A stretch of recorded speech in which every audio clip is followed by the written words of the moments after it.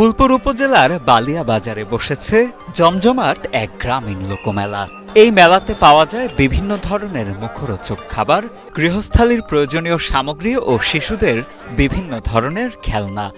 স্থানীয়দের পাশাপাশি দূর দূরান্ত থেকে নানা শ্রেণী পেশার মানুষ ছুটে আসেন এ মেলাতে। ছোট বড় সব বয়সী মানুষের আগমনে এটি পরিণত হয় এক মিলন মেলায়। তবে মূলত এই মেলাটি বসেছে ফুলপুর উপজেলার জামিয়া আরাবিয়া আশরাফুল উলুম বালিয়া মাদ্রাসার বড় সভাকে কেন্দ্র করে। মেলায় এসে কসমেটিক কিনলাম, বাচ্চারা জন্য খেলনা কিনলাম, অনেক কিছু তো কিনলাম, দেখলাম।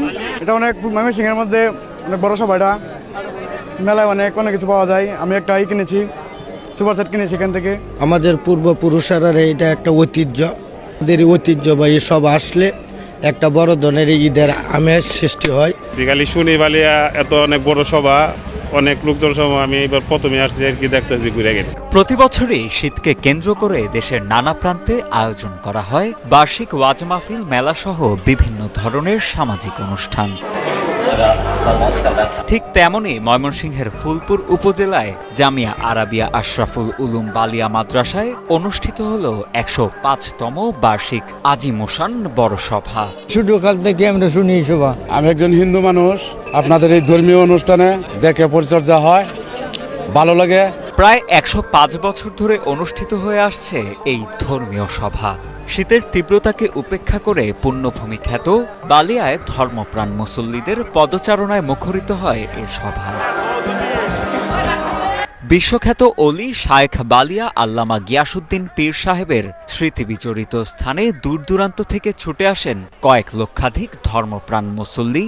তাই এটি পরিণত হয় এক জনসমুদ্রে। বালিয়া মাদ্রাসার এই বার্ষিক সভাকে উপলক্ষ করে অত্র এলাকার ২-৪-৫ মাইল এরিয়ার ভিতরে এমন কোনো বাড়ি বাকি নাই যে এই বাড়িতে ২-৪-৫ জন মেহমান অতিথি আসে না। আমরা জন্মের আগে থেকে বিশাল একটা সভা হয়, তো ওই সভা উপলক্ষে যে বালিয়ার যে মাদ্রাসার মাঠ আছে তো কানা কানা পূর্ণ হয়ে যায় সাধারণ মুসল্লিগণের উপস্থিতিতে। স্থানীয় মানুষের কাছে ঈদের পর সবচেয়ে বড় উৎসব বালিয়ার এই বড় সভা। মাঘ মাসের এই দিনটির জন্য অধীর আগ্রহে অপেক্ষায় থাকেন স্থানীয় বাসিন্দারা। এই বড় সভা ও মেলা উপলক্ষে প্রত্যেক পরিবারে বেড়াতে আসেন আত্মীয় স্বজনরা। এর ফলে স্থানীয় পরিবারগুলোর মাঝে বিরাজ করে এক উৎসবের আমেজ। আল্লাহর কাছে শুকরিয়া আদায় করি যে হাজারো হাজারো মানুষের সাথে সাক্ষাৎ, জীবনে যাদের সাথে সাক্ষাৎ হয় না, এই ইসলামী মাহফিলকে কেন্দ্র করে হয়। উৎসব পরিবেশে আমরা এইটা উপভোগ করি। ঈদের পরবর্তীতে স্থানটা আমরা এটা দেই। জিকির আজগর মাহফিলের ধ্বনিতে মুখরিত হয়ে ওঠে পুরো এলাকা।